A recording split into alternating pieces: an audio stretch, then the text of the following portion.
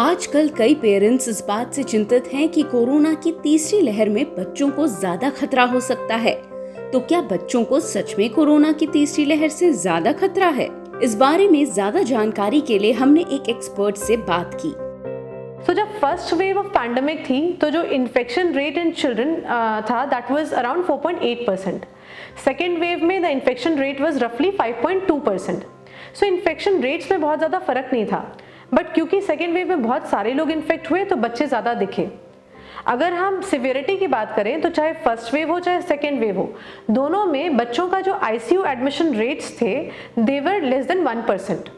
सो अगर third wave आती है और जब भी थर्ड वेव इन्फेक्शन आता है तो वी आर वेरी होपफुल कि जो इन्फेक्शन रेट्स होंगे दे विल बी सिमिलर, बहुत ज़्यादा नहीं होंगे।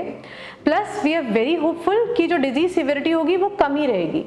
Why are we saying so? Because the ACE inhibitors जिसपे जो कोविड-19 वायरस होता है वो बाइंड करके मल्टीप्लाई करके इम्यून डिसरेगुलेशन कराता है, वो बच्चों में उतना ज़्यादा एक्सप्रेस नहीं होता।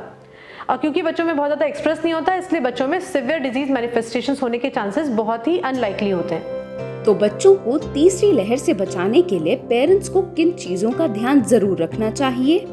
सबसे पहले तो हमें खुद को, यानी कि जो पेरेंट्स हैं, हमें खुद को कोविड एप्रोप्रिएट बिहेवियर फॉलो करना चाहिए। हमें अपने बच्चों के लिए रोल मॉडल बनना चाहिए इस चीज़ का। कोविड एप्रोप्रिएट बिहेवियर क्या है? हमें बच्चों को इनकरेज करना चाहिए हैंड हाइजीन के लिए।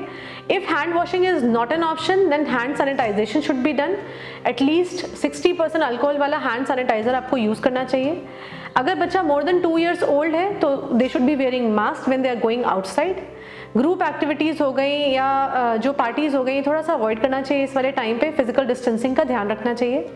एक और क्वेश्चन आता है कि हम ऐसा क्या खाएं कि इम्यूनिटी बूस्ट हो जाए बच्चों की। सो द थिंग इज कि there is no immunity super food. ऐसा कुछ नहीं है कि अगर आपने ये खा लिया तो कोरोना वायरस इन्फेक्शन नहीं होगा। So the key to healthy immunity is healthy, nutritious and balanced diet. लेकिन बच्चों के साथ ये होता है कि बच्चे हमारे बहुत ज़्यादा पिकी होते हैं, बहुत ज़्यादा चूजी होते हैं, फसी होते हैं, तो इनके लिए फिक्स डाइट प्लान नहीं बनाया जा सकता। तो हम इंश्योर ये करते हैं कि with in a period of 2 weeks हमने उनको सारी जो जितने भी ऑप्शंस उनको दिए वो हेल्दी दिए कि नहीं दिए। अगर हेल्दी ऑप्शंस की बात करें तो इसमें ये होता है कि अगर मुझे बैलेंस करना है तो आपको फाइबर रिच चीज़ें देनी होती हैं, जैसे कि fruits and vegetables. Fruits and vegetables they are rich in fibre, vitamins, minerals, antioxidants etcetera. इसके अलावा प्रोटीन रिच डाइट देनी बहुत इंपॉर्टेंट है।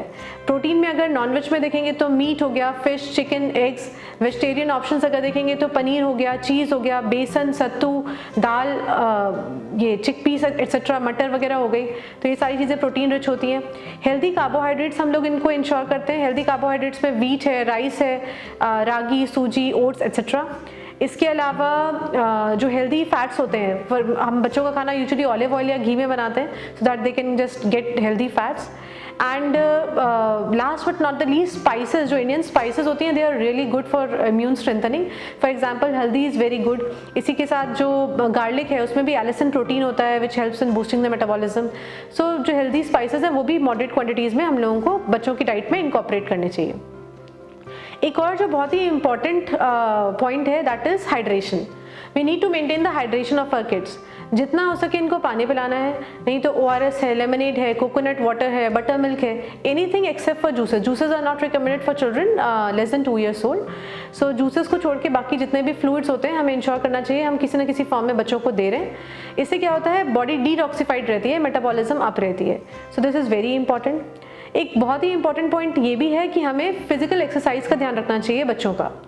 अब ये जो एक्सरसाइज की बात आती है, जब हम पेरेंट्स को ये बताते हैं कि द बच्चा शुड बी एक्सरसाइजिंग, सो ये हमारे पास आंसर आता है कभी कभी कि पूरे दिन तो बच्चा उछल कूद ही करता रहता है। सो देखिए, फिजिकल एक्टिविटी के लिए कम से कम 30 minutes इन द मॉर्निंग निकालना इंपॉर्टेंट है। इससे एंडोर्फिन्स रिलीज होते हैं बच्चों के, उनका एक स्केड्यूल बनता है, एक हैबिट फॉर्मिंग थिंग होती है उनके साथ। प्लस मेटाबॉलिज्म उससे बूस्ट होता है जिससे इम्यून स्ट्रेंथनिंग होती है। Sleep is very important. हमेशा इंश्योर करना चाहिए कि ड्यूरिंग स्लीप टाइम बहुत ज़्यादा ओवर स्टिमुलेशन ना हो। इलेक्ट्रॉनिक अप्लायंसेज हो गए या टीवी स्क्रीन हो गया, मोबाइल हो गया, ये सब बेडरूम में नहीं लेके जाना चाहिए। जहाँ बच्चा सोता है वहाँ पे नहीं लेके जाना चाहिए और इंश्योर करना चाहिए कि बच्चा थोड़ा टाइम से बेड पे चला जाए। तो आप इन एक्सपर्ट टिप्स को जरूर फॉलो करें और अपने बच्चों को और अपने आप को कोरोना से बचा कर रखें।